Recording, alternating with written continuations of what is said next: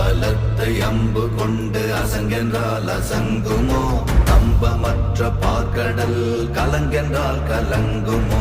இன்பமற்ற யோகியை இருளும் வந்து அணுகுமோ?